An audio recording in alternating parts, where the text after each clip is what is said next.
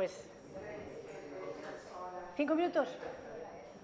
Vale, pues vamos a esperar 5 minutitos y, bueno, pues saludaros a los de aquí y a los que están conectados desde fuera, desde Santiago, y no sé si fuera, aparte de Santiago, hay alguien más conectado, saludarles también.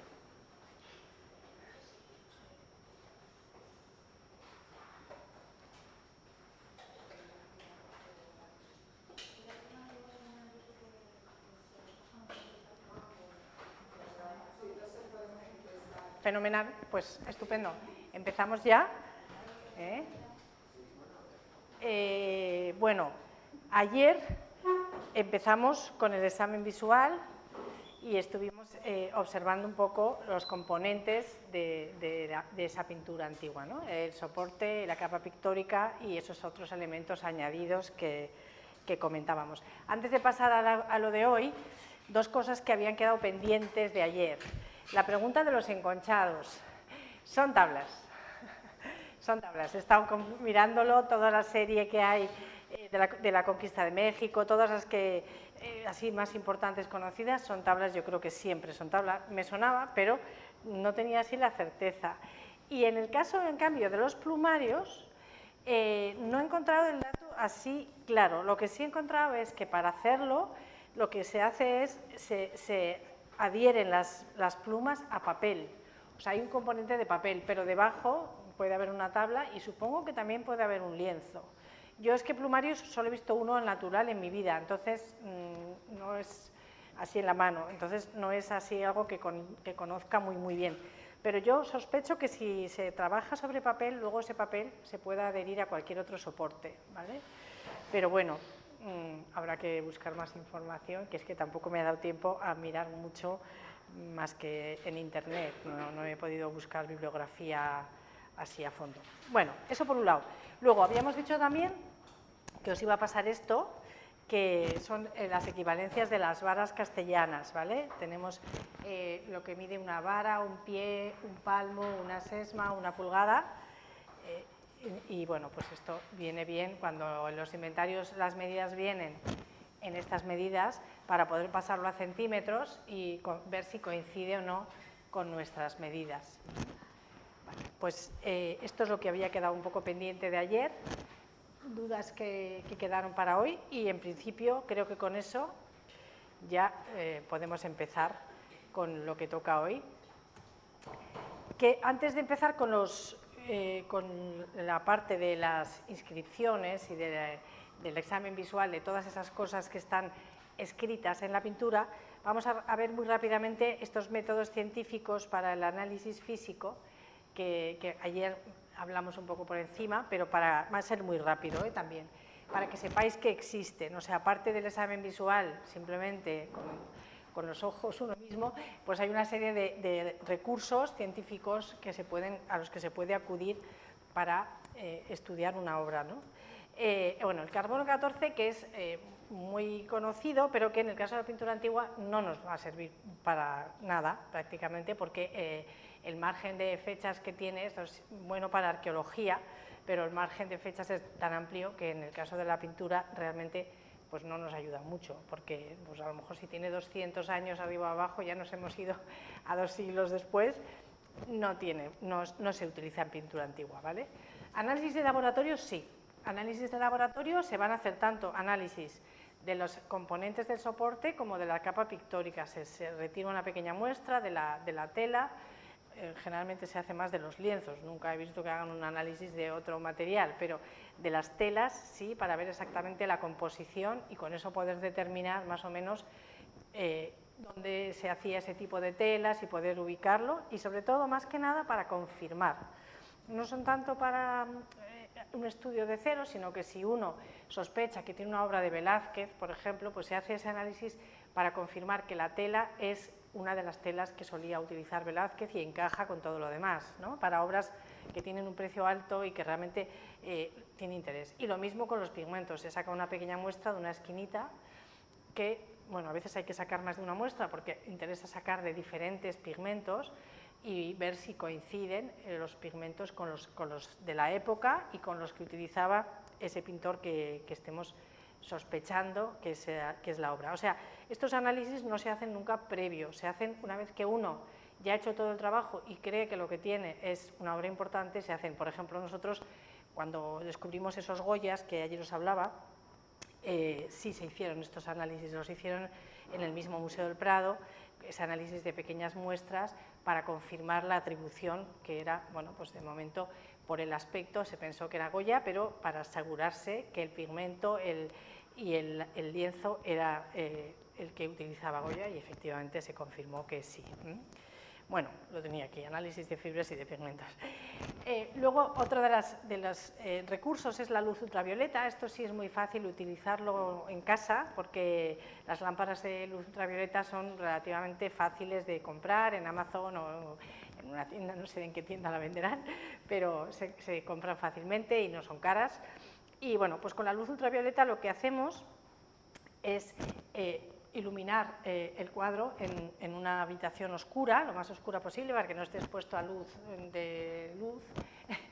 y con la luz ultravioleta lo que vamos a ver es que los repintes van a destacar. O sea, en principio, una obra que no tiene ningún repinte va a quedar pues, prácticamente toda con un tono azulado verdoso, como vemos aquí, y lo que son repintes aparecerían en un tono como más oscurito, como vemos estas manchitas aquí, ¿no? En alguno de los que os traigo ahora se ve mucho mejor. Por ejemplo, aquí vemos como en esta obra pues habría un grandísimo repinte en esta zona.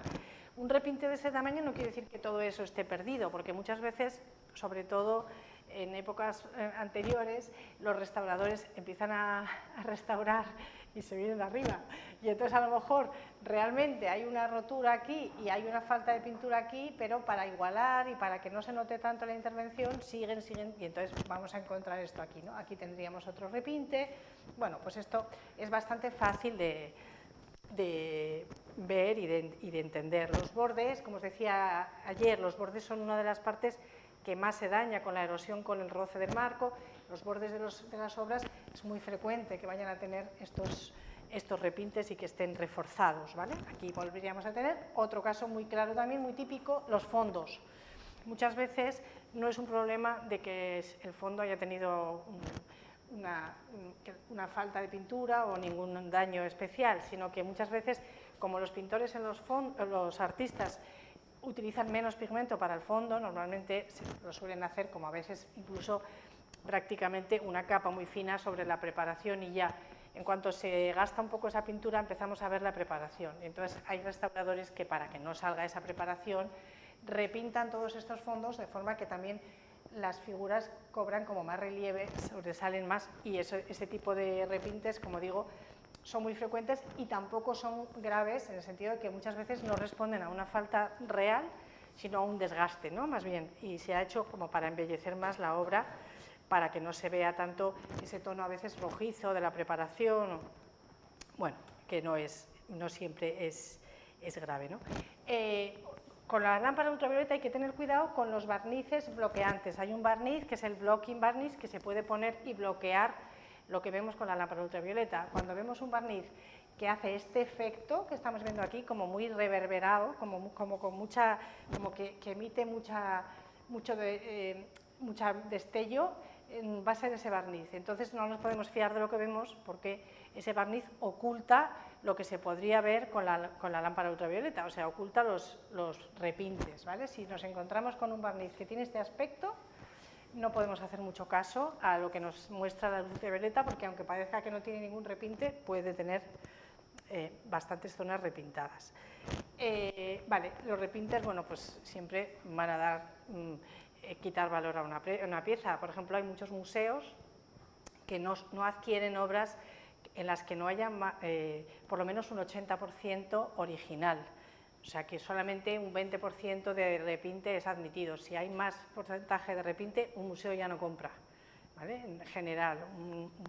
Entonces, bueno, pues es importante a la hora de valorar ver qué parte de la obra que tenemos delante está en buen estado, es original, y qué parte está intervenida. Reflectografía infrarroja es otra de las herramientas que tenemos. En la reflectografía infrarroja es de nuevo una luz, y es una luz que lo que nos va a mostrar son las capas que hay debajo de la capa visible, pero siempre dentro de las capas de pintura. O sea, por ejemplo, si hay cambios en las composiciones, como en este caso hay variaciones, esos pentimenti que decíamos, nos los va a mostrar la reflectografía infrarroja. Enseña justo como si pudiéramos levantar las capas superficiales de pintura y ver las primeras capas de pintura del cuadro, ¿vale? Vemos aquí, por ejemplo, este retrato, que vemos un poco como aquí vamos a ver incluso fragmentos del dibujo preparatorio de esta tabla, y bueno, pues incluso vamos a intuir las uniones de esa tabla también en esa reflectografía. Esto sería un poco, sobre todo, para ver esos cambios compositivos, es para lo que se emplea más la reflectografía infrarroja y también, como digo, para ver el dibujo preparatorio, que en muchos casos hay artistas en los que hay, sobre todo en los museos, se está trabajando mucho en esto, y hay mucho estudio del dibujo preparatorio, y también por el tipo de dibujo se puede pues confirmar una atribución, ¿no? Todos estos serían en esa línea. Todos estos, por ejemplo, están publicadas estas fotos en el Boletín del Museo del Prado. En el Boletín del Museo del Prado, el Gabinete de Restauración tiene muchas publicaciones de este tipo, interesantes. Y por último, la radiografía, que la radiografía ya nos muestra todo lo que hay debajo, pero ya no las capas de pintura, sino incluso el soporte y todo, digamos, nos llega hasta abajo del todo, ¿no? Con la radiografía. Y vamos a ver, bueno, pues aquí, por ejemplo, vemos ese bastidor, vemos que había un cuadro debajo, o sea, se ve absolutamente todo en la radiografía. Vamos a ir viendo todas las capas hasta llegar al soporte, incluyendo ese soporte. Y bueno, pues vemos soportes reutilizados, todas estas cosas de las que hablamos ayer. Bueno, pues listo. Entonces, antes de pasar a esto, que me he olvidado una cosa que os tengo que decir importante, volvemos a la ultravioleta. Ayer alguien me comentaba, no sé si fue aquí, creo que sí, sobre una firma que aparecía con la luz ultravioleta. En principio las firmas no tienen que aparecer con una luz ultravioleta, es al revés. Cuando una firma aparece en una luz ultravioleta es porque esa firma es un repinte. Si la firma es de la misma época que la pintura, no se tiene que comportar de esa manera, porque si lo que nos sale de este color es porque está repintado posteriormente, nos está mostrando la lámpara que esto tiene una edad posterior a esto. Si nos aparece una firma, esa firma es posterior. La firma no tiene que aparecer con la luz. Si aparece es porque está por lo menos reforzada, si no añadida, que eso es algo que se hace muy a menudo. Tengo un cuadro anónimo que vale X. Si yo le pongo que es de Zurbarán, ya vale mucho más. Entonces yo le pinto una letrita muy bien hecha que pone Zurbarán, copiando una firma de Zurbarán, y ya está. Entonces, con la luz ultravioleta detectamos esas firmas falsas, ¿vale? Para esto es uno de los usos principales de la luz ultravioleta. Bueno, pues esto que quería decirlo muy rápido porque realmente eso, simplemente para que sepáis que existe, pero es que tenemos mucho que ver ahora. Entonces, vamos a ver ya esos otros aspectos del examen visual que responden a estas preguntas. Presenta inscripciones, sellos o etiquetas y qué información me dan. Vamos a ver este tema de las inscripciones. Una inscripción es, en principio, cualquier letra, número o símbolo que está pintado encima de la superficie del lienzo, pero que no lo ha hecho normalmente el artista. O sí, a veces sí lo ha hecho el artista y otras veces no. No tiene por qué, vamos, en realidad, sí o no. Y bueno, pues podemos distinguir este tipo de inscripciones. Inscripciones relativas al autor, inscripciones de lugar y fecha, las he puesto juntitas porque generalmente suelen ir unidas muy a menudo, luego inscripciones de procedencia e inscripciones relativas al tema. Estos serían los 4 tipos de inscripciones que podemos encontrar.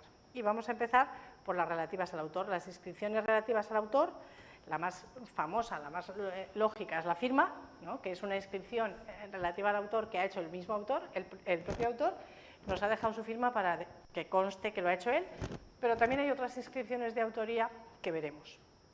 Vamos a empezar con las firmas. Y las firmas, ¿cuándo aparecen? Bueno, pues hay que decir que durante la Edad Media, lo que comentábamos ayer, los pintores son artesanos. En principio no tienen una consideración mayor que un zapatero o tonelero, o bueno, vemos aquí estos azulejos de los oficios que nos dan bastante idea de esto, ¿no? Todos estos artesanos, más o menos, pues tienen la misma consideración. Entonces, bueno, pues un pintor, aquí vemos el pintor, el sastre, el panadero, son oficios manuales y tienen una escasa consideración social, los artistas también. Una de las luchas de los pintores fue ser considerados artes liberales, porque ellos, su oficio forma parte de artes serviles o artes manuales, ¿no? Que son unas artes, digamos, de segunda categoría, como estos oficios. Y ellos tienen la obsesión, de alguna forma, o el interés de ser considerados intelectuales, de ser considerados artistas de artes liberales, como un escritor o como un músico. Para ello, una de las cosas que vamos a encontrar, y que además empieza, como no podía ser de otra manera, en los Países Bajos, donde esa sociedad burguesa realmente está reclamando ese tipo de posición, ¿no? Es una sociedad que hay que pensar que son básicamente comerciantes, gente que tiene dinero pero que no tiene títulos nobiliarios ni son considerados aristócratas o caballeros como en otros sitios de Europa, ¿no? Y sin embargo es lógico que sea aquí donde empieza esa reivindicación, ¿no? Esta es la firma, una de las primeras firmas así importantes conocidas, que es la firma de Jan van Eyck en el matrimonio Arnolfini. Es interesante el tamaño que tiene la firma en el cuadro, es un cuadro muy pequeñito, supongo que lo habéis visto al natural, y la firma ocupa una parte importante del cuadro. O sea, es claro que Van Eyck quería muy claramente dejar constancia de su autoría, ¿no? Está una firma muy elaborada, muy bonita, muy estética, y además pone que Johannes Van Eyck estuvo aquí, ¿no? Es como una especie de reivindicación importante de esa, que además, bueno, pues es como que tiene sentido que sea precisamente, ¿no?, en este cuadro, que es como una especie de emblema de esa sociedad, ¿no? Esa sociedad de los Países Bajos, en la que precisamente estos comerciantes, estos banqueros, bueno, pues empiezan a ascender en la sociedad, a coleccionar, a hacer actividades propias de caballeros y empiezan a trepar, digamos, en la escala social, y lo mismo va a pasar con los pintores, ¿no? Hay que tener en cuenta que Van Eyck, por ejemplo, es estrictamente contemporáneo, creo que nacen con 4 o 5 años de diferencia, de Fra Angelico, ¿no? Nacen los dos en la última década del siglo XIV, y bueno, pues vemos un poco esa diferencia de mentalidad, ¿no? A veces exponer estas obras de dos pintores que están viviendo a la vez nos sirve para entender cómo es un mundo y cómo es el otro, ¿no? Bueno, en todo caso, Van Eyck va a ser una de las primeras firmas importantes, y luego ya sí que vamos a empezar a encontrarlo. Esto ya es una obra del siglo XVI, española, ya se van a empezar a firmar. Pero no tanto, como decía ayer, para certificar esa autoría, que no hace falta porque es un encargo directo casi siempre, y el artista, ya el que sabe quién es, ya lo sabe, lo que tiene que saber, no necesita firmar para vender, sino de alguna manera para que sea reconocido, ¿no? Para ser conocido y reconocido y que su trabajo se valore. Es un poco la razón de esas firmas. Durante el siglo XVI, como vemos, ya empiezan así, en el siglo XVII van a ser frecuentes, pero tampoco es algo como, quiero decir, la mayoría de los cuadros no están firmados, ¿vale? Pero bueno, vamos a encontrar firmas ya en el siglo XVII sin problemas, y bueno, por supuesto, hasta el XVIII tal, con excepciones, vamos a encontrar de vez en cuando firmas, pero en el XIX va a ser cuando ya se generalice, precisamente por esa apertura al mercado. Los artistas ya van a firmar pues prácticamente siempre. En el siglo XIX, sobre todo en la segunda mitad del XIX, casi todas las obras están firmadas. Es raro la que no lo está, ¿vale? O sea, esta sería un poco la diferencia en cuanto a la firma. ¿Dónde buscar la firma? Que alguien me preguntaba también ayer la dificultad de buscar las firmas. Vale, en principio lo normal, en el 80% de los casos, la firma está en esta franja, ¿vale? En esta franja inferior de la obra es donde tenemos que buscar la firma. Más bien, generalmente en los extremos, pero a veces también en la parte central, ¿no? En este caso la tendríamos aquí, aunque no se ve muy bien. Bueno, en mi pantalla la veo mejor, una firma ahí en negro abajo a la izquierda, pero en la imagen no se ve muy bien, pero tenéis que creerme que está ahí. Vale, aquí, por ejemplo, seguiríamos un poco en el mismo tipo de esto, pero la tendríamos aquí más centradita, en vez de estar en las esquinas, ¿vale? Eso es lo normal. Pero después vamos a encontrar también cosas más excepcionales. Aquí volvemos a tener lo mismo, un retrato y también la firma en una de las esquinas de la franja inferior, vale, lo normal. En los retratos, y sobre todo en el siglo XIX, perdón. Ah, espera, me lo quito. En los retratos, sobre todo en el XIX, espera, vamos a tener muy a menudo las firmas donde estamos viendo esa. Es decir, como en la zona encima del hombro de la figura, ¿vale? Esto aquí, en esta zona, o incluso allí, si en la figura es bastante frecuente que encontremos también una firma, pero cuando son retratos, ¿vale? Es porque normalmente aquí a lo mejor se va a ver menos porque tenemos un elemento de, pues esto, ¿no? Del traje tal, y entonces aquí tiene un espacio como muy bueno para ver. Vale. A veces también lo vamos a encontrar en los retratos, de nuevo, ahí arriba. ¿Lo veis? Arriba a la derecha, ahí es donde está la firma en este caso, y eso en retratos es relativamente fácil verlo. Cuidado, porque a veces con los marcos, con los cambios de marco, se puede tapar la firma, o sea que es importante cuando estudiéis un cuadro quitarle el marco. Lo mismo que las miniaturas. En las miniaturas es muy frecuente que las firmas estén aquí y además apaisadas. ¿Lo veis? A Esquivel, pero puesta, escrita en la otra dirección. Esta miniatura, como la cataloguéis con un marco, no veis la firma. Hay que quitarles siempre los marcos. Mucho cuidado con las miniaturas porque es témpera, no lleva protección, al tocarla con los dedos nos llevamos la pintura. Entonces, con mucho cuidado, con guantes, quitarle el marco y cogerla con todo cuidado, pero siempre abrirlas porque es muy frecuente que las miniaturas estén firmadas ahí. Y luego ya vamos a ver a los pintores que son más creativos. Los pintores muchas veces juegan a la hora de poner la firma con el espacio con el que cuentan y con esa composición, que es un poco lo que tú comentabas ayer. Aquí, bueno, tenemos esta especie de plinto donde está el bodegón y aquí lo tienen en un sitio más o menos razonable, seguimos estando más o menos en la esquina, aunque se nos va un poquito para arriba, pero bueno, está en un sitio correcto. Pero aquí ya nos vamos, en esta repisa, nos la van a poner ahí, ¿vale? O sea, juega un poco con espacios de la composición donde le parece que tiene un hueco que le gusta. Esto que es el brazo de un sillón donde está sentado un personaje, esa es la mano, pues aquí nos han puesto la firma, ¿vale? O a esta niña, este retrato, creo que tengo en este caso un detalle, sí, nos ha puesto la firma aquí, en lo que es el faldón de esta silla o de esta butaca, ¿vale? Y luego ya los casos en los que los artistas la esconden.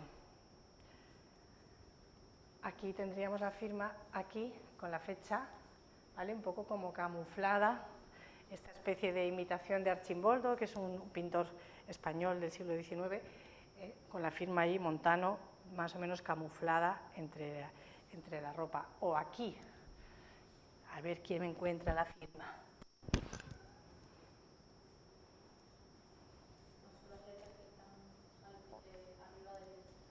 Aquí tenemos la fecha, 1660 y algo. Esa es la fecha. Pero tenemos una firma. Aquí está la firma. Tomás Yepes, ahí está, efectivamente. Se ve mucho mejor en mi pantalla, pero al agrandarlo, bueno, ahí es donde está, ¿vale? Y luego ya tenemos el caso más complicado, que son estas mesas revueltas, donde puede estar en cualquier sitio. Hay que leérselo todo y además normalmente suele haber 20.000 nombres, hay que barajar todas las posibilidades hasta que encontramos al que es, porque en estos papeles aparecerá en algún sitio el nombre del pintor, ¿no? En estas mesas revueltas es, bueno, pues un sitio donde a los artistas les divierte mucho jugar con el espectador a esconder la firma, ¿no? y a que el espectador la encuentre.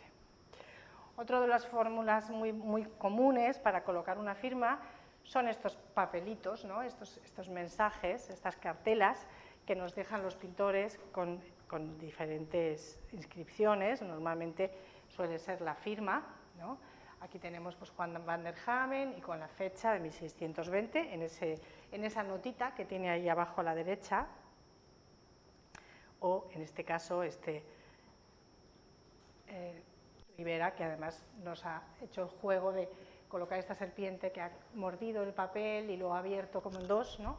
O sea, esto es un juego muy barroco, por otra parte, pero que les divierte también hacer a los artistas. Cuando vemos un papelito en un cuadro, siempre hay que leerlo porque nos va a dar información. Lo mismo que si el personaje retratado, por ejemplo, tiene una carta en la mano, nos va a identificar o quién es el retratado o va a contener en muchos casos una firma, ¿no? En este otro libro tenemos aquí otra vez la firma de Rivera.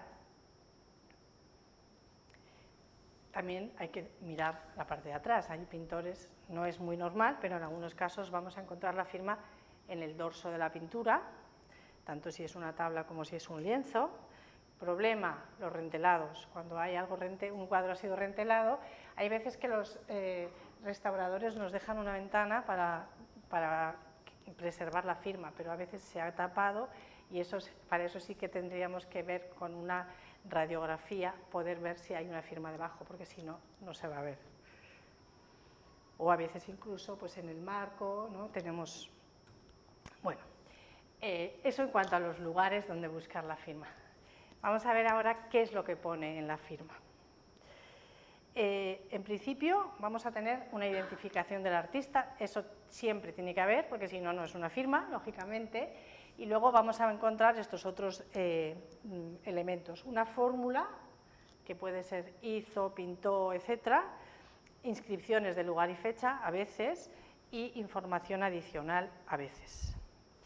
Vamos a ver, empezamos con la identificación del artista, y lo ideal para todos nosotros, es lo más fácil, es que nos encontremos con el nombre y el apellido completo. Ahí nos lo dejan todo muy sencillo. Paulus de Matei. Bueno, pues Pablo de Mateos o Pablo de Mateis, muy bien, muy fácil. Ya lo hemos hecho, ¿no? O Corrado Jacinto, ya está identificado, muy bien. O Juan de Arellano, que esta firma la hemos visto antes también. Vale, pues se lee nombre y apellido. A veces, como aquí, ¿no? Pues lo separa de una forma rara, que no es como nuestra ortografía actual, pero bueno, en estos casos es fácil el reconocer quién es el artista. En otros casos ya nos lo van complicando, ¿no? Podemos encontrar la inicial o abreviatura del nombre y el apellido completo. Aquí seguimos todavía teniéndolo más o menos fácil. J.M. Reyes, bueno, pues abrevia el nombre, pero el apellido está entero, muy bien. B. de Chávez, o Antonio, abreviado de Torres. Bueno, pues con todos estos vamos bien. Incluso aquí, bueno, Lucas, bueno, pues buscando un poco ya podemos encontrar que se trata de Eugenio Lucas, no es muy complicado. O Antonio Esquivel, lo mismo. El problema es cuando apellido entero, tampoco es un problema, es lo mismo que antes, pero ya nos ha quitado la inicial o la abreviatura del nombre. El problema es cuando aparecen los apellidos abreviados. Aquí es cuando tenemos más dificultad, porque claro, o conocemos al artista o tenemos que empezar a buscar todos los artistas que puedan encajar en esta firma. Por ejemplo, aquí, pues no sé si alguno conocéis al pintor que pueda encajar con este nombre. Palomino. Bien, aquí está bien, más o menos fácil, se trataría de Antonio Alfonso Palomino, o aquí que tenemos a Luca Giordano, también con el apellido abreviado, pero casos como este nos complica más. Aquí sí que tenemos que hacer si no sabemos quién es el pintor, hacer una labor larga de trabajo de búsqueda, porque no sabemos si esto es nombre, inicial de apellido, segundo apellido, o si es nombre, nombre, apellido. Y encima el apellido está abreviado, ¿no? Entonces, bueno, es Manuel Cabral Bejarano, pero que hay que empezar, si no lo sabemos, hay que empezar a buscar. Pues empezaríamos, si quizás pensando que estos son nombres, empezar por Beg, ¿no? Apellidos de pintores que empiecen por Beg. Bueno, pues es trabajo. Tenemos en este caso la pista de que sabemos que es sevillano y del siglo XIX, ¿no? O sea que, bueno.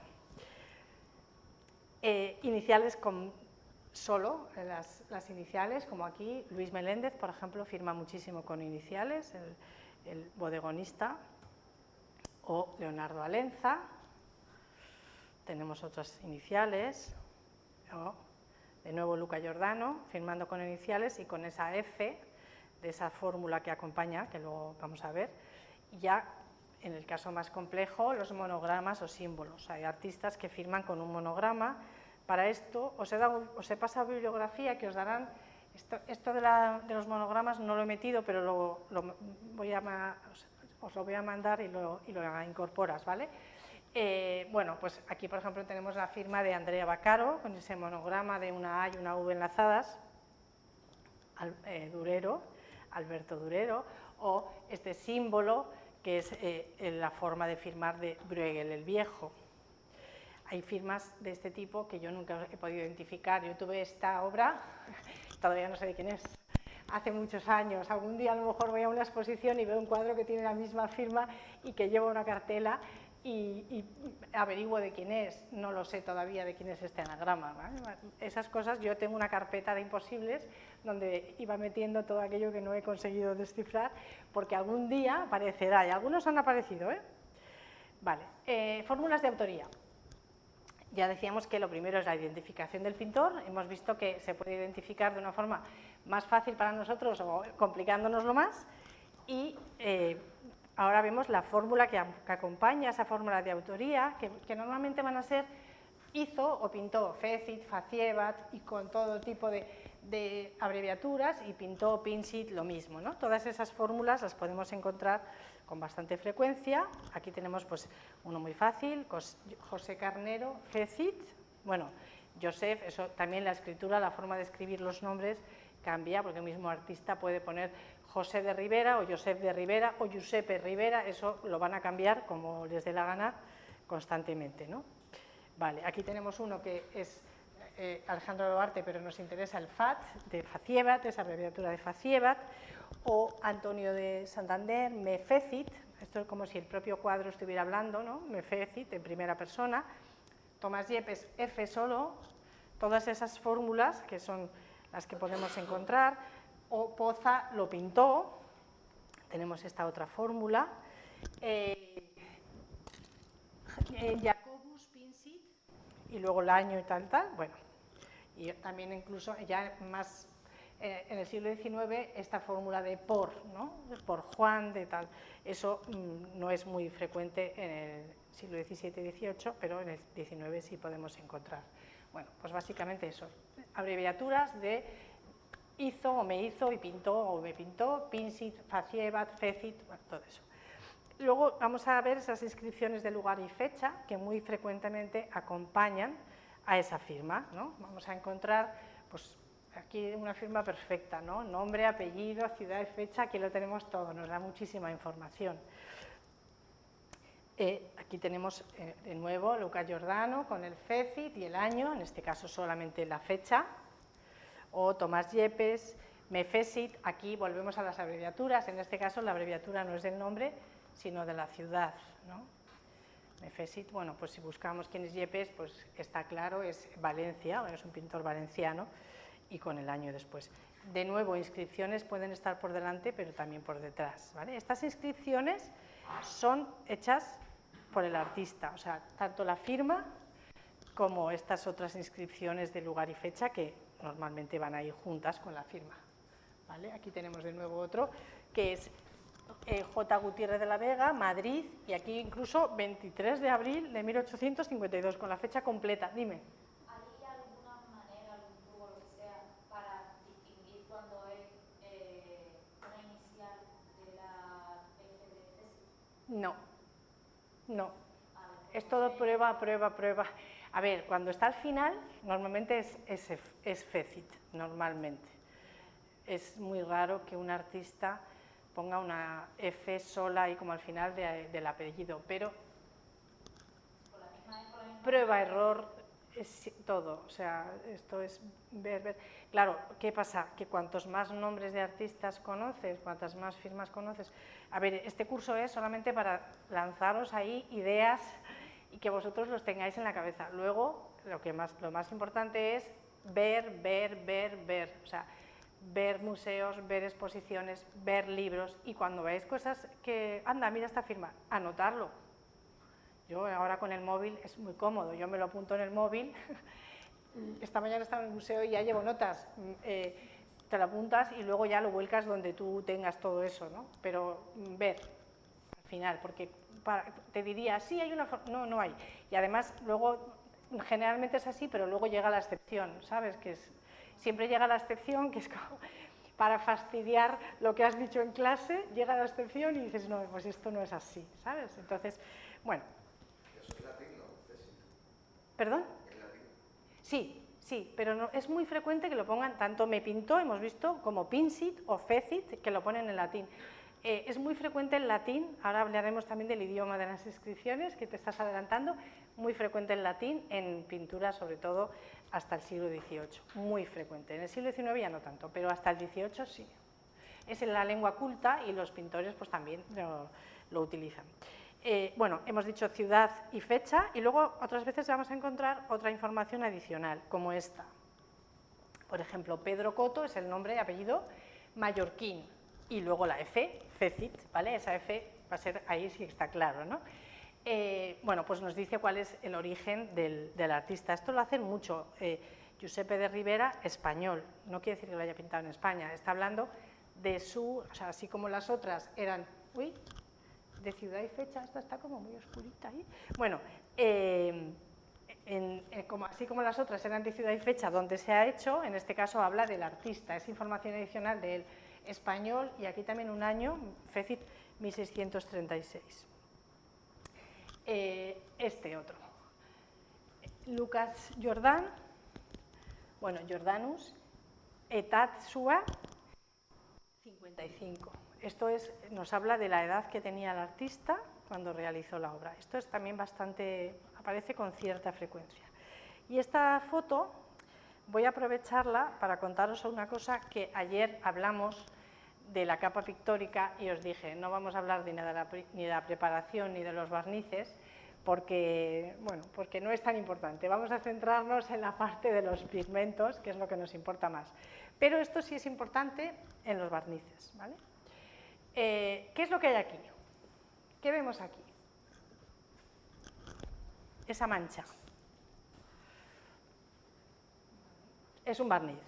Eso es un barniz que, el barniz cuando se amarillea, cuando se oxida, adquiere este tono amarillo, ¿no? Cuando se envejece, digamos. Entonces, los barnices normalmente, pues cuando están así oxidados, lo que se hace es retirarlos. Aquí vemos, por ejemplo, esta obra de Murillo, que vemos esta media restauración, ¿no? Se ve un poco ese efecto. Esta parte ya está retirado el barniz y aquí todavía no, ese barniz oxidado. Vale, ¿qué pasa aquí? ¿Qué ha pasado en esta pintura? Esto debería hacernos sospechar. ¿Cómo?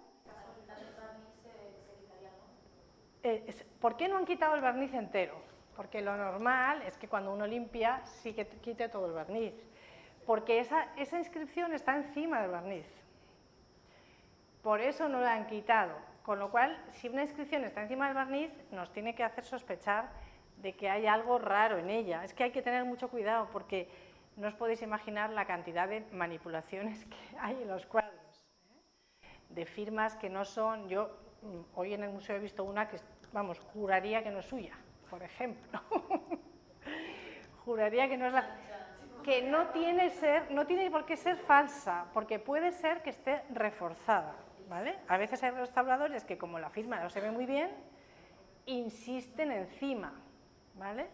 Pero hay firmas que cantan, o sea, hoy había una que os la enseñaré mañana. ¿En el Museo de Colón? Sí, Vale. os la enseñaré mañana. Es una firma que está hecha como si fuera con un rotulador negro, o sea, esa firma no es... algo raro tiene, ¿vale? Entonces, esto os tiene que hacer sospechar, porque ¿por qué quien ha limpiado y ha dejado el barniz sucio? Pues es algo preocupante, ¿vale? Por eso os he traído esta foto y esta para qué, porque como no habíamos hablado de los barnices, para que veáis. Vale, bueno, seguimos con esa información adicional. Francisco de Zurbarán, Felipe III, Regis, pintor del rey Felipe III. Es una información también que nos da el artista, ¿no? Cuando es pintor del rey, pues es como un cargo que le da un mayor lustre al artista, entonces también nos lo va a añadir. Bueno, también aquí ha puesto Faciebat, y ha puesto el año, ha puesto de todo. Aquí tenemos otro dato. A ver quién me lee esta firma, que esta se lee bastante bien.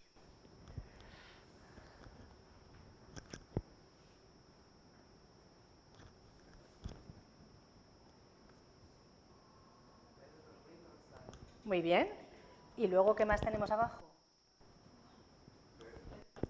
O sea, FAT, en este caso FAT, que es Faciebat, ¿vale? FAT 1699. Bien. ¿Qué es lo que nos choca aquí? Tenemos DP Ruiz González, ¿no? Hemos dicho. Entonces, ese DP pues puede ser un nombre, como hemos dicho antes, ¿no? Podría ser Diego Pérez Ruiz González, pero bueno, serían como muchos apellidos en realidad. Puede que esta sea la inicial del nombre, que efectivamente es Pedro, además ahí tiene una O pequeñita de la abreviatura de Pedro, y nos sobraría la D. La D es Don, porque este pintor, por ejemplo, que es Hidalgo, pues firma con ese Don delante para que quede claro que él es Hidalgo, ¿no? Entonces, bueno, pues es también una información adicional que nos aporta. A ver esta otra. Esta tiene muchísimas letritas por aquí, todo abreviado.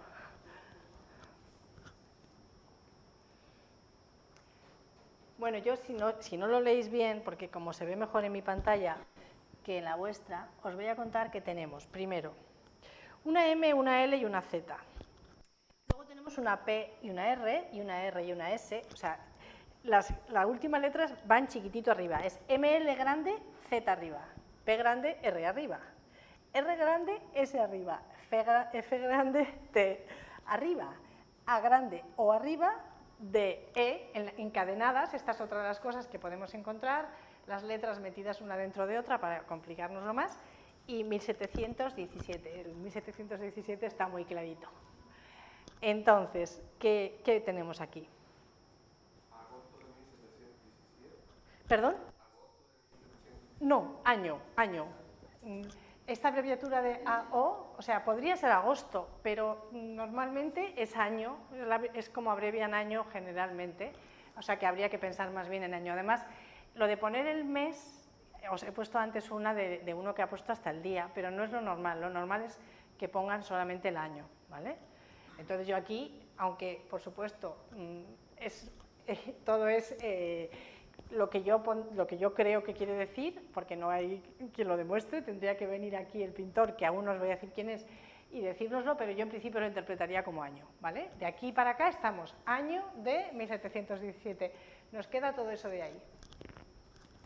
¿Os suena de algo lo de PRRS? Bueno, no, primero, vamos a ir por más fácil. ¿Os suena de algo FT? FECIT, esto ya también, vamos a decir FECIT, año de 1717, de aquí para allá ya lo tenemos. Solamente nos faltaría eso. PR. Lo acabamos de ver, PR.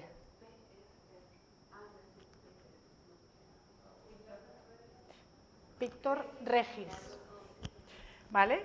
PR, además, mirad las abreviaturas, es una P con una R chiquitita arriba, Pictor, y una R con una S chiquitita arriba, Regis, ¿vale? Y luego lo que tenemos antes es el nombre abreviado, abreviadísimo. MLZ, Meléndez, ¿vale? Meléndez, Pictor Regis, Fecit, Faciebat, año de 1717. Esto nos lo hacen con cierta frecuencia, así que prepararos. Fijaros, cuando veáis cuadros, fijaros en cómo están firmados, porque se os va como quedando las abreviaturas y las fórmulas se os van quedando, ¿vale? Vamos a ver también la caligrafía. Vale, decíamos antes, esta es una obra del siglo XVI, española, y vamos a encontrar primero pues ese tipo de letra gótica, ¿no? Como la que hemos visto más en la obra de Van Eyck, esas letras como muy historiadas, muy cuadradas, con líneas muy rectas. Este es el tipo de letra gótica que podemos encontrar en firmas del siglo XVI. Siglo XVII cambia completamente la caligrafía. Son letras muy fluidas, generalmente las iniciales van a ser mucho más grandes que el resto, ¿no? Y como firmas como bastante bonitas en general, con unas letras como pues que hacen este tipo de dibujo, ¿no? Hacen como el pintor como que desarrolla las iniciales, las hace decorativas y este tipo de caligrafía, ¿vale? Podemos verlo así, ¿veis? Esto es como muy del 17. Las letras como un poco decoradas, con curvas, ¿vale? Aquí tenemos otra de Jordanus, seguimos con ese tipo de letra del 17, o Alonso del Arco, esta es una más pequeñita, la firma entera, pero seguimos un poco con la misma idea, ¿no? Esas, ¿veis? Las as todas tienen como un adorno arriba, el fecit también. Estos serían un poco las formas del siglo XVII más normales. Pintura colonial. Las letras coloniales, que yo creo que quizás también en Canarias, porque me he estado fijando hoy en el museo, son unas letras que parece que les han hecho una línea por arriba y otra por abajo, como si tuvieran una plantilla, y todas tienen el mismo tamaño, son como muy bien hechas, muy correctas, ¿vale? Veis que aquí, como si trazas una línea aquí y otra aquí, todo te queda como muy dentro, y luego las iniciales de nuevo con un poco de decoración, pero la letra es como mucho más, y estas letras como de molde, que son también muy características de la pintura colonial, ¿vale? Como hechas como si fueran con una plantilla, con un molde. Y seguimos en esto, ¿eh? ¿Veis lo que os digo de como si hubiese trazado una línea antes de firmar y todo como muy igualito? ¿Vale? Aquí tenemos otra que va a ser un poco con el mismo efecto, ¿no? Estas letras casi de imprenta. Siglo XIX. En el siglo XIX vamos a ver ya esa letra cursiva. Es una letra que es la grafía que está de moda hoy. También en el Museo Pérez Galdós, que hay unos documentos que escribe manuscritos de sus obras, pues es este tipo de letra. O sea, se ve que esta letra pues estaba de moda en el XIX y Galdós tenía una letra parecida, ¿no? Es una letra cursiva, siempre un poco inclinada para un lado, elegante, más igualita también. Es el tipo de grafía que vamos a encontrar en el siglo XIX, en general. Aquí tenemos la misma letra cursiva, pero en este caso es para el otro lado, pero bastante característica. Y ya, cuando estamos acercándonos al siglo XX, vamos a empezar a encontrar firmas donde hay como una vocación de diseñar algo como un poco distinto, un poco creativo, ¿no? Ese tipo de firmas nos llevaría mucho ya a finales del siglo XIX o incluso al siglo XX. Y las firmas ilegibles ya tenemos que llevarlas al siglo XX. En el siglo XIX los artistas firman para que se entienda lo que ponen. No, una firma ilegible no sería una firma del siglo XIX. ¿Dificultades con las firmas? Bueno, pues ya hemos dicho las abreviaturas y luego también, bueno, pues que a veces están medio borradas, están estropeadas, están manipuladas, todo ese tipo de cosas pues nos complica a la hora de interpretar una firma y de creérnosla también, ¿no? Cuando notamos que hay algo como que no parece que continúe la misma superficie de todo lo demás, ¿no? Hay como un cambio y eso pues nos debe hacer sospechar, ¿vale? Y a veces también, bueno, pues que hay cosas escritas que nos cuesta saber si es una firma o si es otro tipo de inscripción. Hemos dicho que hay inscripciones de autoría, pero también inscripciones de tema, de procedencia, y entonces puede ser una inscripción de uno de los otros tipos, ¿no? Aquí, por ejemplo, pues este Serapius no sería una firma, sino una inscripción del tema, que hace referencia a la imagen de San Serapio, ¿vale? Pero a veces, bueno, pues puede haber momentos en los que tengamos duda de si estamos ante una firma o es una inscripción que describe el tema. Esto en cuanto a las firmas, pero hemos dicho antes que también hay otras inscripciones de autoría que no son firmas. Estas inscripciones de autoría son dedicatorias o inscripciones de terceros. Las dedicatorias las hace también el mismo artista, pero no siempre, bueno, no son una firma y además no siempre van a llevar el nombre del artista. En este caso sí, por ejemplo, al señor don Basilio de Chavarri, su agradecido amigo Ángel María Cortellini. Aquí tenemos una firma, digamos, pero también una dedicatoria. En algunos casos solamente vamos a tener la dedicatoria. Imaginaros que esta pone solamente al señor don Benito de Chavarri y no tenemos firma, ¿vale? Bueno, pues también podemos investigar quién es para ver si por eso pudiéramos saber quién es el artista, ¿no? Una dedicatoria indica una relación especial del artista con ese personaje, ¿no? Aquí, por ejemplo, tenemos otra, ¿no? A su amigo Eduardo Rosales, de FDM.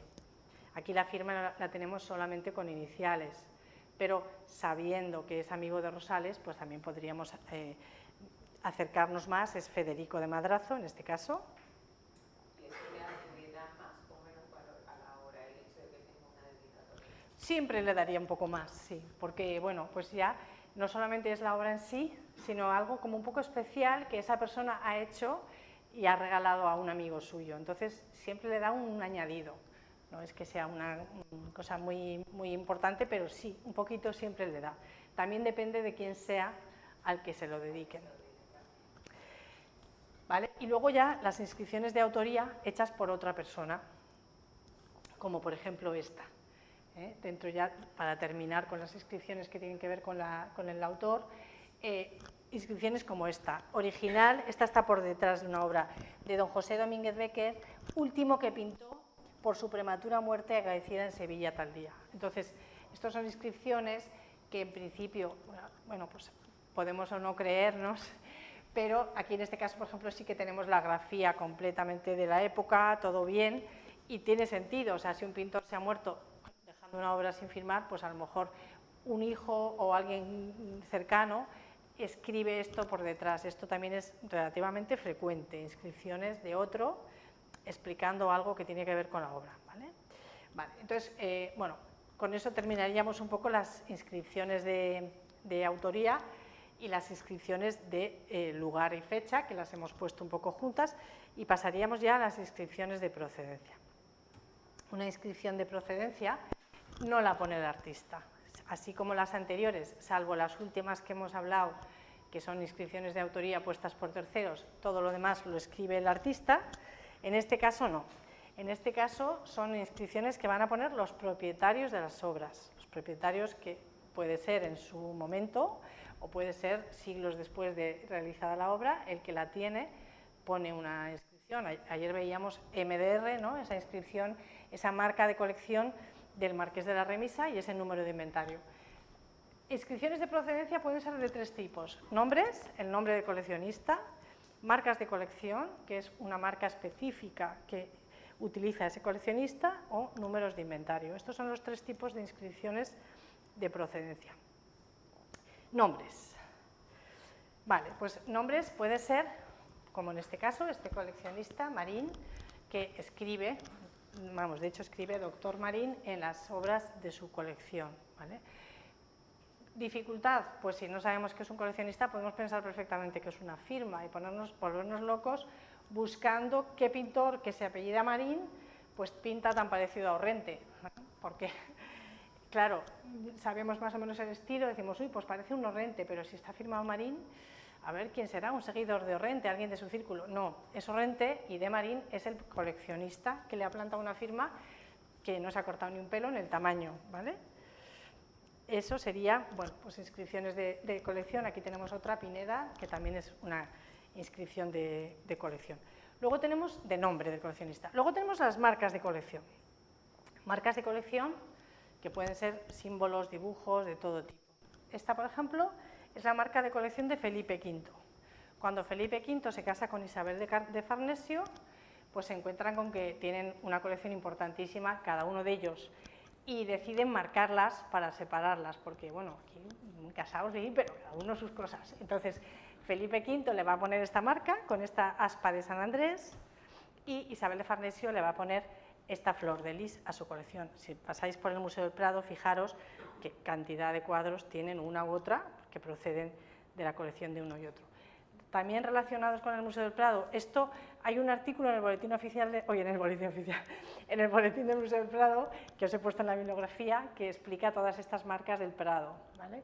Este, por ejemplo, es obras que cuando se hace el inventario en concreto de ese año, están en el Palacio Real, y estas, las que están en Boadilla del Monte, ya nos lleva, ese artículo nos señala cuál es el inventario exacto para consultarlo.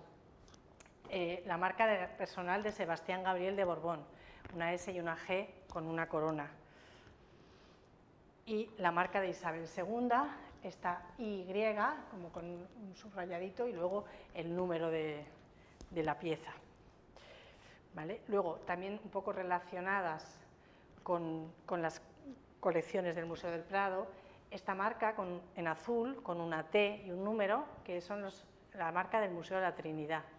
Después de la desamortización, hay un montón de cuadros que están ahí en tierra de nadie, que se han quedado bueno, pues, sin casa, porque los conventos o las iglesias en las que estaban se han desamortizado y se han destruido, y entonces todo eso se reúne en el Museo de la Trinidad. Se llama así porque está en el convento de los Trinitarios, que también se desamortizó, pero el edificio se utiliza para justamente guardar estos cuadros que han desamortizado, que han cogido de otros conventos y de otras iglesias, y las marcan todos con esta numeración, hacen un inventario de todo lo que se va recogiendo, y es el Museo de la Trinidad, T y número. Todo eso significa que ha pasado por ese museo. Hay muchos en el Museo del Prado, que luego fueron a parar a los fondos del Museo Real de Pinturas y Esculturas, cuando todavía era Museo del Rey, y luego ya el Museo Público del Prado, pero hay muchos que también están en el mercado, porque del Museo de la Trinidad, pues allí sabe Dios lo que pasó después, ¿no? Y hay cosas en el mercado. Igual que esta marca, que es del Museo de Arte Moderno. El Museo de Arte Moderno también es una especie de precedente del Prado, que se crea en el siglo XIX para obras contemporáneas del siglo XIX, o sea que ahora son pues, obras antiguas, ¿no? Ya no se entra en la pintura antigua, y lo mismo, Museo de Arte Moderno y luego el numerito. Esta sería la marca. Esta es la marca de la Condesa de Chinchón, casada con Godoy, también 2 Cs y bajo corona. Y esta sería la marca del Marqués de Villaverde. Esta marca siempre la he visto por detrás. Puede que haya alguna obra que la tenga por delante, pero yo solo la he visto en la parte del dorso. Claro, hay coleccionistas que marcan por delante y otros que son más respetuosos, que lo hacen por detrás mejor, ¿no? Y aquí la que vimos ayer, el Marqués de la Remisa. Bueno, en realidad este sería medio camino entre una de esas marcas, que es el nombre del coleccionista, pero también una marca de colección, puesto que no está el nombre completo, ¿no? MDR, Marqués de la Remisa, y el numerito del inventario antes.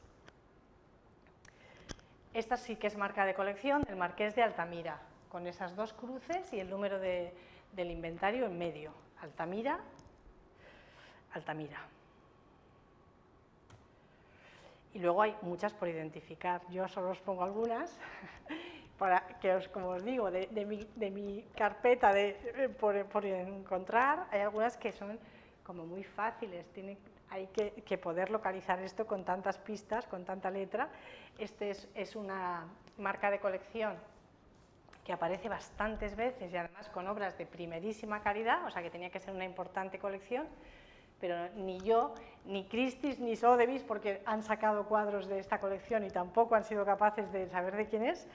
¿Qué pasa? Que no todos los inventarios están publicados. Os he puesto en la bibliografía, hay inventarios, bueno, pues algunos de estos sí, está publicado el de Marqués de la Remisa, está publicado, no, Marqués de la Remisa no está publicado el de Marqués de Leganés, el de Altamira, tal, pero luego hay un libro de la Fundación Getty, de Marcus Burke y Peter Cherry, donde recogen un montón de inventarios españoles del siglo XVII y XVIII, quizás. Bueno, está en la bibliografía y ahí hay muchos inventarios. Entonces, bueno, pues si os encontráis con una marca de estas, con un número y es un cuadro importante, pues nunca está de más mirar en Burke y Cherry, que tiene un índice muy bueno con el número, a ver si nos coincide con algo de lo que nos describen ahí, ¿vale? Bueno, pues más marcas de las que no se han identificado todavía. Bueno, muchas, he traído así unas para que veáis que hay trabajo por hacer. Luego, a veces vamos a encontrar solo el número de inventario sin marca de colección, pero en algunos casos lo vamos a saber identificar, porque los números son tan característicos que se pueden reconocer. Por ejemplo, esta numeración, unos números gigantescos, desproporcionadamente grandes en relación al resto de numeraciones, y como así un poco también decorados y subrayados y con un punto gordo, es la colección Stubb de Valencia. Stubb se escribe, que no he traído la chuleta, Stubb. Y esta es la numeración del Marqués de Leganés. En blanco, lo que pasa es que con los barnices puede parecer amarillo, con los barnices oxidados, son números pequeñitos y así como un poquito picudos. Es bastante una numeración que cuando has visto unos cuantos números de Leganés se reconoce bien. Números como pequeños, picudos, y en blanco o en amarillo si está el barniz oxidado. Y bueno, ya yéndonos a cosas más modernas, esta es la numeración de la testamentaría de Sorolla. Son números que no se sabe muy bien qué significa, pero detrás pone siempre los nombres a quien le tocó. Elena Sorolla, o María Sorolla, o Joaquín, creo que se llama el hijo. Bueno, con los hijos de Sorolla, a quien le tocó cada cosa, las iniciales de él. Además, si tenemos una con estos números, Blanca Ponsorolla, que es sobrina nieta del artista y que tiene todo el archivo, nos puede dar toda la información con esta numeración. Si tenéis alguno, os toca alguno en algún momento que tenéis que estudiar. Sorolla, ella tiene todos los datos. Vale, números. Bueno, pues hay muchos números, muchísimos números que no podemos identificar, pues porque son números corrientes. Pero ¿qué pista nos dan los números aunque no sepamos cuál es la colección? Bueno, pues de momento, este cuadro, por ejemplo, que tiene 2 numeraciones y además pues son numeraciones altitas, ha estado en 2 colecciones importantes, 294 cuadros, es una colección ya, no es alguien que tenga 40, es que son 294. O sea, ha pasado por una colección grandecita y por otra también grandecita, ¿no? Son datos que aunque no sepamos cuál es la colección, bueno, pues ya tiene como una cierta historia. Ojo con los números porque también pueden estar en los marcos, igual que todo lo demás, hemos dicho, y también en el dorso, ¿no? Esta numeración, no sé si tú sabes lo que es. Tú, que no sé cómo te llamas. Jorge. Pues sí me lo sabía, pero... Vale, porque es que es la numeración de Christie's. Christie's, los cuadros que han pasado por Christie's llevan esa numeración, esos números en los marcos y como si fuera también con un molde, con una plantilla, ¿no? Bueno, Christie's no da la información, así que no nos sirve de nada, pero bueno, para saber qué ha pasado por Christie's, porque si tú llamas a Christie's y les dices que tienes un cuadro con esa numeración, te dicen que genial, que se alegran mucho, pero no te dan la información, porque información es muchísimo, o sea, es tener una ventaja enorme y no van a renunciar a esa ventaja que tienen desde el siglo XVIII, toda la información de quién ha comprado y quién ha vendido y quién tiene y dónde y todo, o sea, eso no lo dan ni de locos. Bueno, estábamos con las inscripciones de procedencia y ahora vamos a pasar a las inscripciones relativas al tema. ¿Cuándo se supone que es el descanso, perdonar? ¿A las 1:30? Ah, vamos, genial, es increíble. Bien, inscripciones relativas al tema. Bueno, pues es otra de las posibilidades, generalmente son inscripciones que va a poner el artista, aunque en algunos casos son posteriores, ¿no? Y entonces, bueno, pues aquí, por ejemplo, tenemos esa inscripción ahí arriba, Euclides, bueno, pues nos va a identificar a este señor, es un filósofo de la antigüedad, de esas muchas series de filósofos que se pintaron, sobre todo en el siglo XVII, y bueno, pues ya sabemos a qué filósofo nos referimos, ¿no? O, pues aquí en este caso, que es una inscripción que acompañaría a un retrato, el ilustrísimo señor don Fray Diego Melo de Portugal, obispo de Osma y no sé qué, trasladado a Jaén.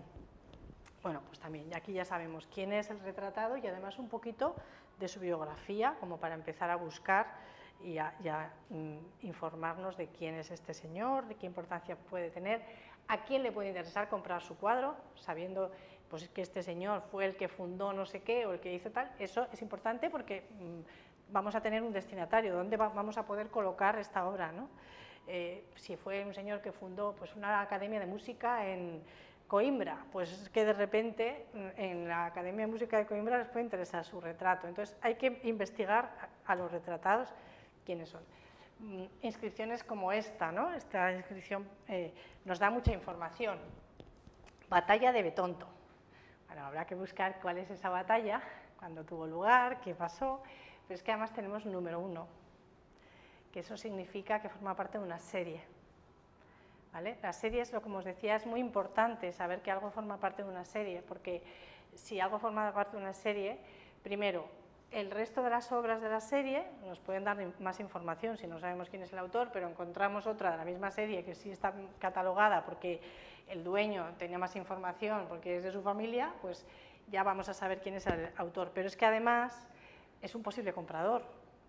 El que tiene el resto de la serie puede querer esto para completar. Imaginaros que es un museo que tiene todas las series de las batallas, estas son, creo que son de unas batallas al sur de Italia, Bueno, pues que tiene todas menos esta, pues es que va a ser un comprador especialmente interesado en cerrar su serie con esta pintura, ¿vale? Entonces, las series, importante prestarles atención.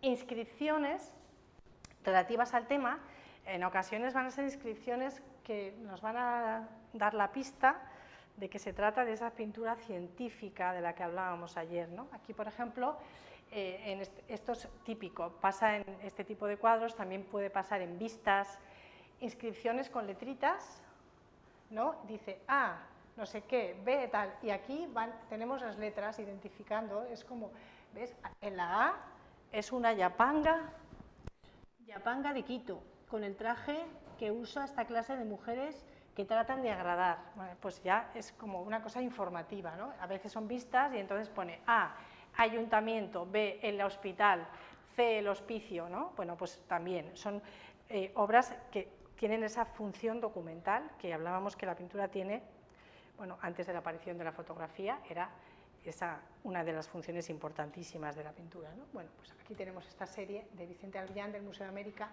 con todas estas frutas americanas y con incluso también referencias a las personas, a los tipos humanos de esas pinturas.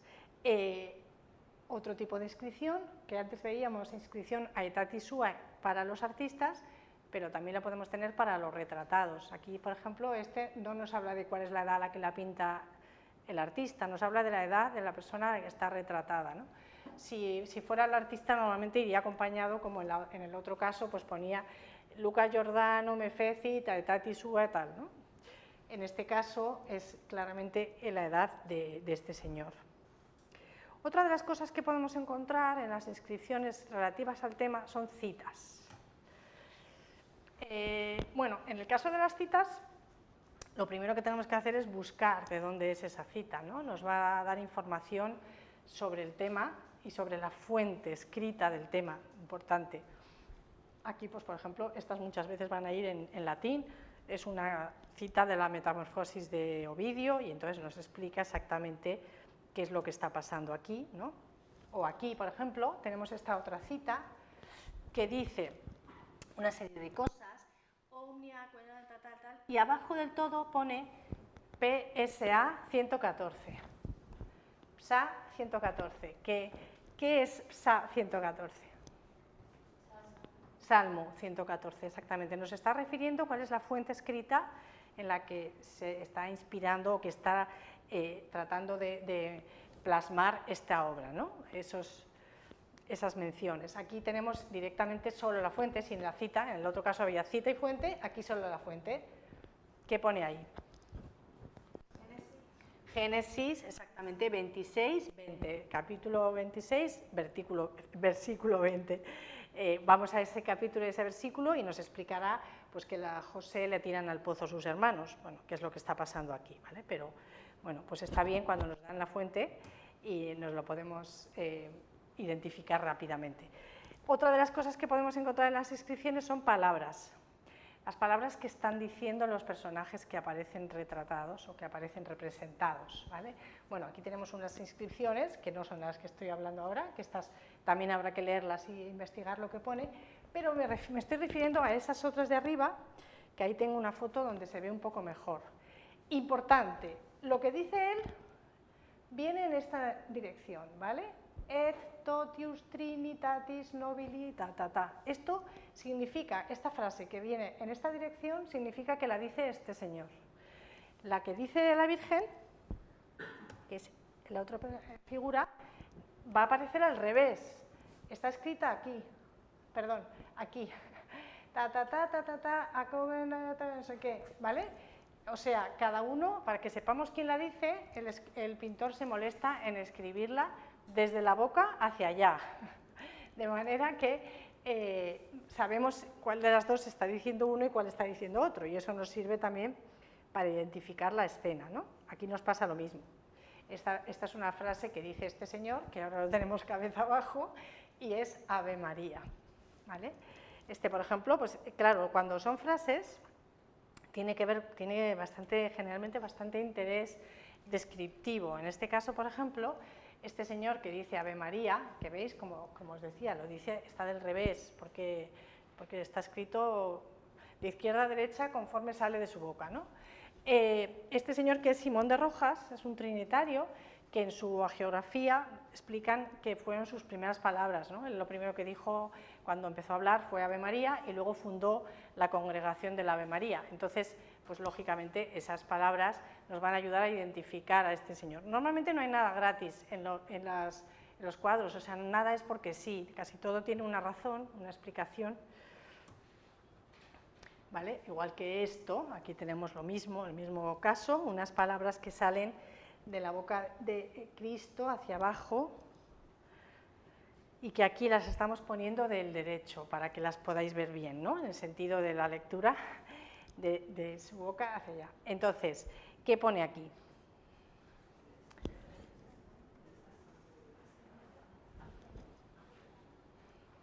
De esta sangre, sí, alguien por ahí lo está diciendo. Y de esta frente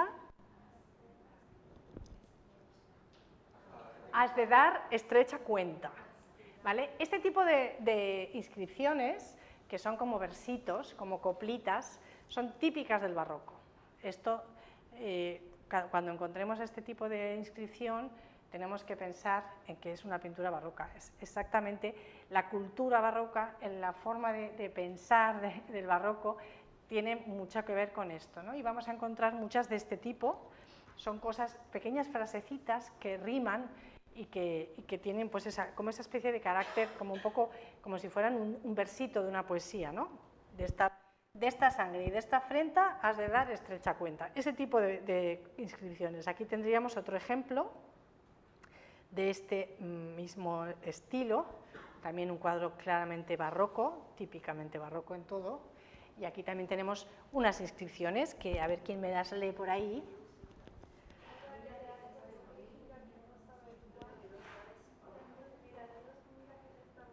Exactamente, ¿vale? Volvemos al mismo concepto, son esas pequeñas coplitas. Aquí además el artista, muy interesante porque, claro, debajo, como digo, todo está pensado. Debajo está Cristo, como Dios, como Salvador, y la muerte. Entonces, las inscripciones de arriba hacen referencia a esas figuras. Allí, mira que te has de morir, mira que no sabes cuándo. Está relacionado con la muerte, ¿vale? Y está en negro. Parte que hace referencia a la salvación. Mira que te mira Dios, mira que te está mirando, en blanco, ¿vale? O sea, como digo, nada es gratuito. Todo tiene una lectura, todo tiene una lógica interna que hay que entender, ¿no? Vale, otro de estos, y ya no os pongo más de estos barrocos. Esta tiene muchas letras encadenadas que nos complica un poco la lectura. Fue, muy bien. Bueno, no, pone de muerte. Yo os lo digo porque es que esa palabra ahí se han pasado, porque hay como muchas, fue de muerte, hay muchas letras juntas una encima de otra, porque pone una M encadenada, primero, o sea, la M, mirad, aquí hay una M con una U encima, ¿no? Ahí tendríamos la MU, luego está la E, luego está la R, y luego está la T y la E, o sea, el árbol que fue de muerte.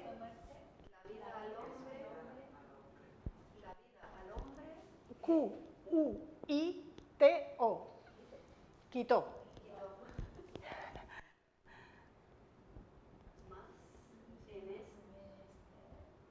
Este árbol Halló la vida con mejor suerte. Suerte nos va a rimar con muerte, ¿vale? Bueno, pues esto es barroco. Esto es barroco y conviene leerlas. Normalmente se lee mejor que en la pantalla, ¿eh?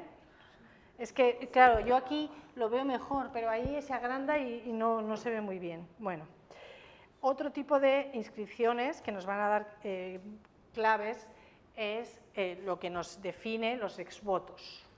Un exvoto es una pintura que uno realiza, o bien para pedir que se haga un milagro, o bien para agradecer que ya se ha hecho un milagro.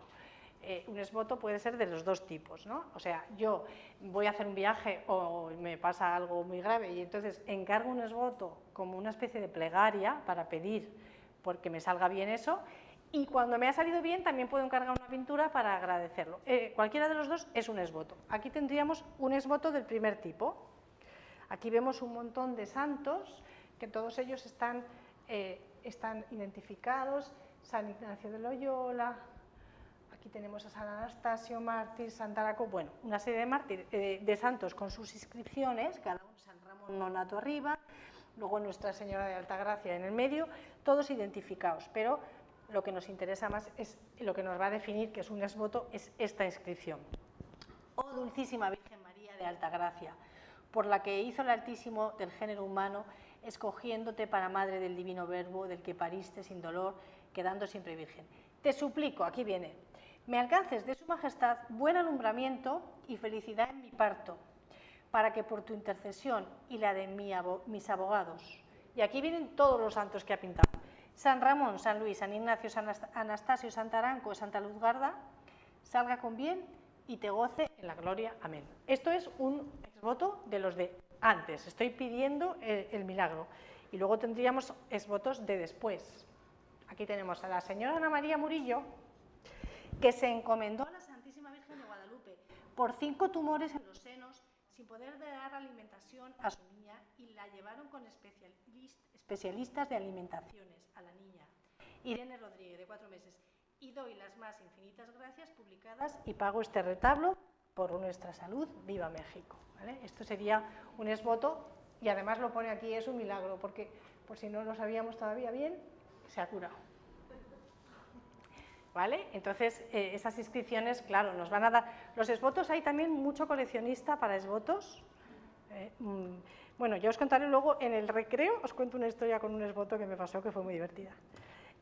Bueno, y indulgencias, también un poco en esta misma vía, inscripciones que tienen que ver con las indulgencias. Es que se concede una especie de poder especial a una pintura con esas indulgencias, ¿no? Aquí tenemos que el ilustrísimo y reverendísimo señor don Protasio Cabezas, dignísimo obispo de Cebú, concede 40 días de indulgencia a la persona que rece un Padre Nuestro delante de esta imagen. Esa es una inscripción que hace referencia a esas indulgencias. Son pinturas que tienen, además de su componente estético, tienen un valor especial porque cada vez que reces en este te dan indulgencia. Entonces, son inscripciones importantes. Abreviaturas, lo mismo. Las abreviaturas que hemos dicho que existían en las firmas y que existen en las otras, pues también las vamos a tener en las inscripciones del tema, ¿cómo no? Las abreviaturas, las letras encadenadas y las dificultades les encantan. Entonces, aquí tendríamos esta. ¿Qué sería eso? Está un poco, aquí abajo está un poco cortada, pero bueno, os digo que aquí pone Délfica y aquí una S. Claro, o sea, a ver, habría que ver qué significa esa S, ¿no? Délfica ya está, es una palabra, y hay una S que es abreviatura de algo. Lo primero que habría que pensar es que es Santa Délfica, ¿no? Parece lo lógico, una S, pues es como la abreviatura más obvia. Además, aquí hay una A pequeñita, Santa Délfica, pero no existe Santa Délfica, desgraciadamente, entonces no es eso. Y bueno, pues hay que seguir buscando, es Sibila Délfica, exactamente, muy bien, o aquí sí queda S, sería Santa, funcionaría como Santa, Santa Juana de la Cruz.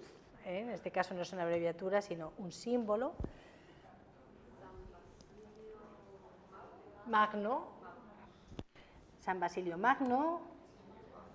Bueno, esto no es una abreviatura exactamente, están las letras encadenadas, pero bueno, es una Caritas, que es el atributo, el emblema de San Francisco de Paula, o sea que a veces también las inscripciones van a tener esa función, ¿vale? Y aquí lo que hablábamos ayer de los verdaderos retratos, Vera Efigies de Nuestra Señora de Guadalupe, ¿vale?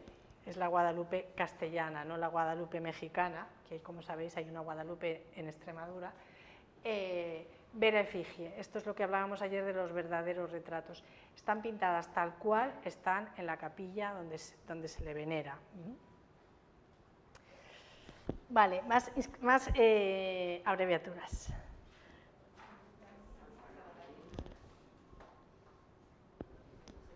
V&M, ¿qué es V&M? En una santa. Virgen y mártir. Virgen y mártir, maestra de las ciencias, porque es patrona de las ciencias. Vale. Aquí. ¿Qué tenemos aquí? Que nos ayuda a interpretar estas inscripciones que están todas abreviadísimas. Nos ayuda lo que hablábamos ayer de la unidad, que pasa en los retablos, pero también pasa muchas veces en una sola obra. Aquí hay una unidad. ¿Qué es lo que une a todos estos señores? Son todos jesuitas, entonces ahí se nos limita mucho a la hora de interpretar las inscripciones, porque sabemos que van a ser santos jesuitas. Arriba a la izquierda tendríamos ese Ign-Lo, San Ignacio de Loyola, y a la derecha ese Frasá, Xavier, que lo pone muchas veces con X. Luego ese Frabor, San Francisco de Borja, y también tenemos a San Joan Fra. Sí, ese es San Juan Francisco, yo creo que se apellida. Luego San Alo Gon. No. Alo es la forma latina de un nombre que no se dice Alo. Es Alosius, que es Luis, San Luis Gonzaga. A la derecha es San Stacos. ¿Cómo? San Estanislao de Kostka, y abajo santos, padres, mártires, porque estos son mártires con unas palmas, Ignacio dice, no sé, esos no sé quiénes son, pero bueno, sería cuestión de irse a una bibliografía jesuita y buscar quiénes son esos mártires, y nos falta este Juan Francisco, yo creo que es San Juan Francisco, no sé qué, sí, es que me suena. Bueno, aquí. San Pedro, muy bien, además, como tiene la llave, no tenemos dudas, pero bueno, y abreviaturas, ¿vale? Aquí, RPHS cuarto. RPHS cuarto. Rey, eso es, el rey Filipus cuarto. Filipus cuarto.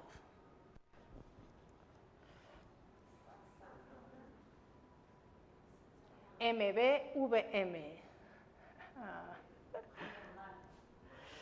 Santa Ana, de momento sabemos que estamos hablando de Santa Ana.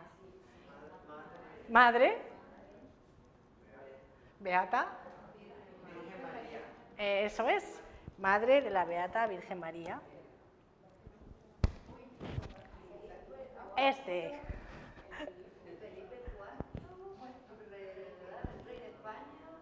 Rey de las Españas. Del, aquí es del, porque mira, de las Españas, entonces aquí es una E, pero luego está metida dentro una D, ¿vale? Del tercer orden. Bien. Orden D de San Francisco. Pero espera. Antes eso, aquí hay un N con unas letritas y P con unas letritas, que aquí se ve peor que en mi pantalla. Es orden de nuestro, o sea, N, tro arriba y padre.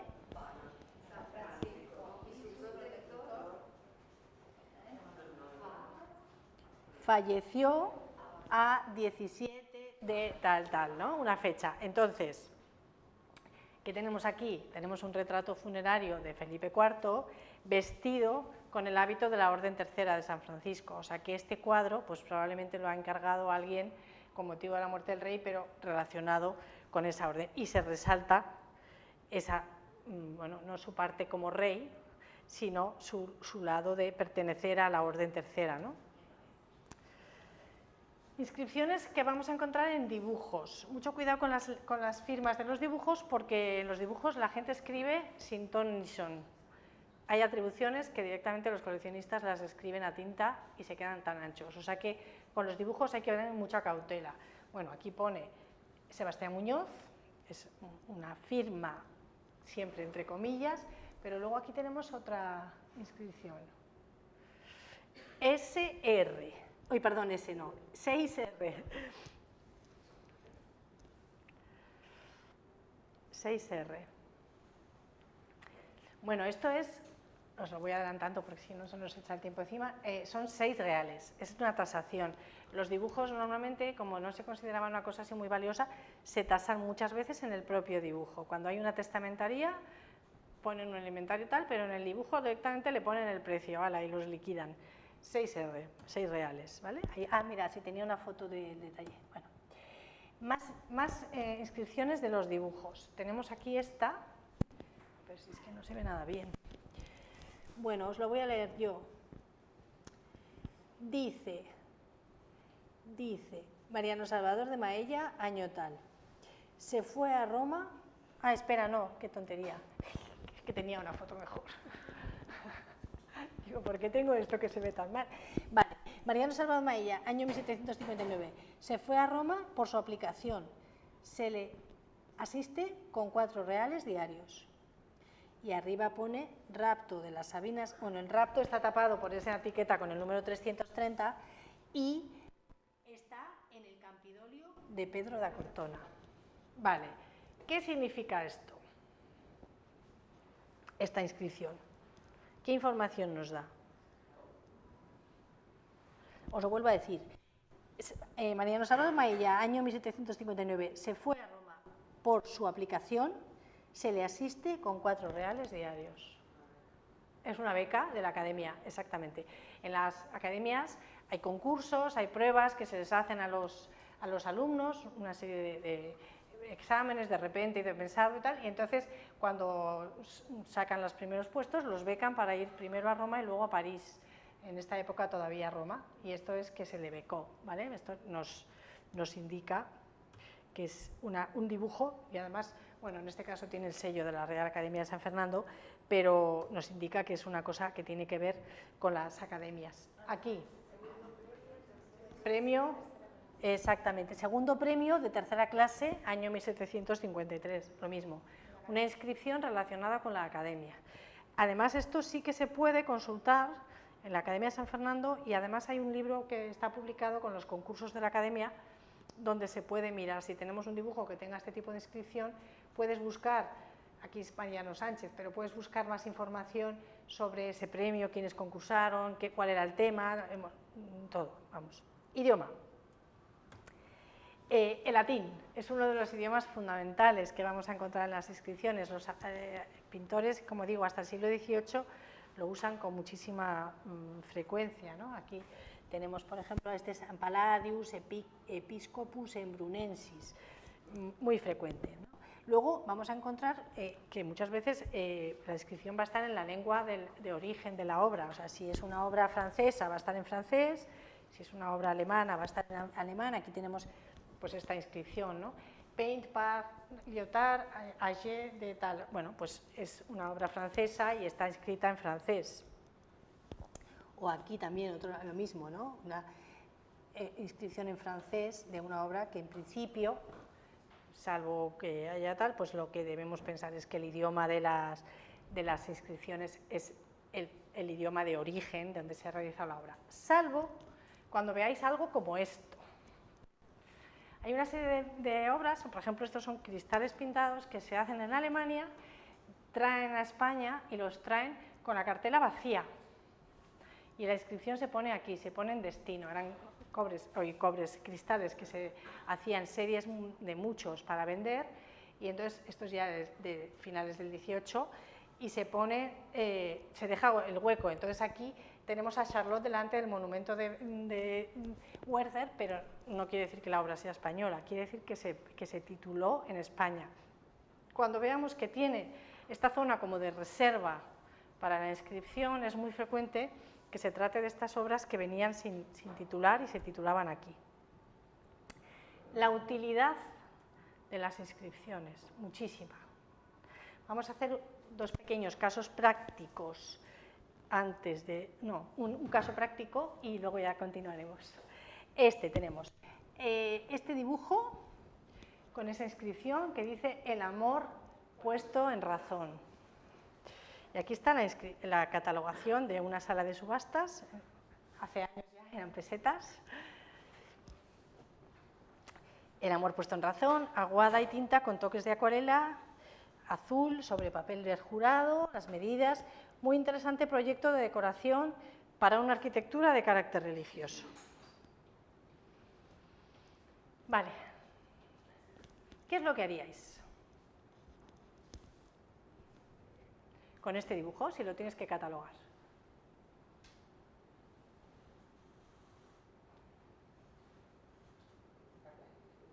Buscar la inscripción, lo primero que hay que hacer, lo primerísimo que hay que hacer, buscar qué es el amor puesto en razón. Si los que hicieron este catálogo lo hubieran buscado, hubieran sabido que es una obra de teatro de un escritor español del siglo XVII, y esto no es un proyecto de decoración para una arquitectura religiosa, es una escenografía.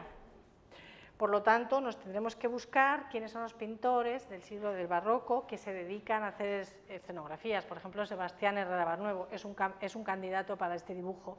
No sé si finalmente sería o no de él. Yo el dibujo no lo vi al natural, vi la catalogación en el catálogo, ¿vale? Pero bueno, que es un caso de los que esto es imperdonable, hay que buscar una inscripción, o sea, no se te puede escapar eso. Si luego hay otras cosas que son inevitables, pero esto es que es muy fácil, es el título de una obra, ¿vale? Cosas como esta. Bueno, sí que nos va a dar tiempo a hacer la segunda. Esta y nos vamos al descanso. Ah, voy a poner la inscripción grande. Este es el cuadro, es una miniatura, ¿vale? Esta es la imagen.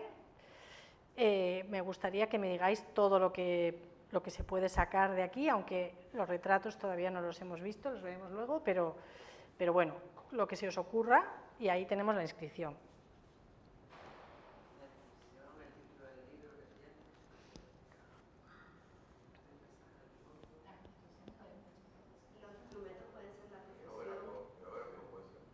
¿Cómo?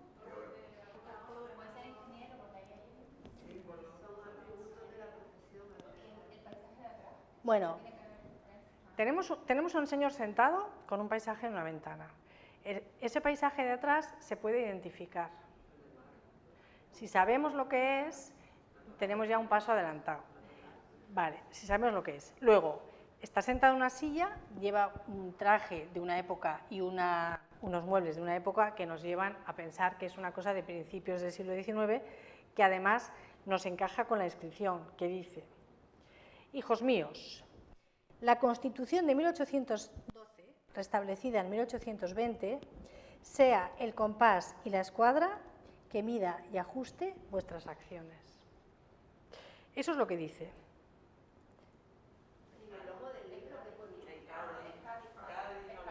Es Cádiz. La ciudad es Cádiz. Muy bien. Entonces ya tenemos una cosa. Es un liberal gaditano. Ahí está la Constitución. Y aquí tenemos, aquí está la ciudad. Y aquí tenemos esa inscripción que nos dice algo más que sea un liberal, que bueno, pues con un constitucionalista en ese momento. Político puede ser, pero luego tenemos otro dato. Otro dato que tiene que ver con lo que nos dice en la inscripción y con lo que tenemos aquí. Compás y escuadra, es masón, ¿vale? Entonces ya vamos acotando. Si tenemos que tratar de identificar quién es este señor, al principio era un caballero que podíamos fechar por la ropa, pues eso, en torno a 1800, entre 20 y 30, ¿vale? Vale, muy bien. Ahora ya sabemos que está en Cádiz, que es masón y que tiene que ver con la Constitución. Vamos acotando quién podemos buscar. Muchas veces, la mayoría de las veces, no vamos a conseguir identificar quién es, pero pensar que un retrato, si sabemos quién es mucho más fácil de vender. Los retratos son muy difíciles de vender, en principio, porque ¿quién quiere tener a un retrato de un señor, que no es nada suyo? Si sabemos quién es, ahí es cuando podemos venderlo, porque ahí es lo que os decía, pues el obispo de no sé qué fundó tal cosa, este señor es importante para no sé qué. Si sabemos quién es cuando lo podemos enfocar. Entonces, los retratos hay que intentar siempre identificarlos. Y ya nos vamos al descanso y después empezaremos con el tema. ¿Perdón? No.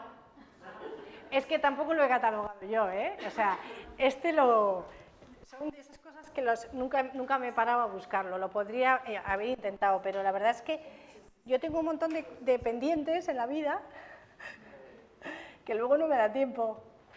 Pero bueno, con lo que sabemos se podría, ¿eh? Sabemos ya bastante de este señor. Además, luego es buscar...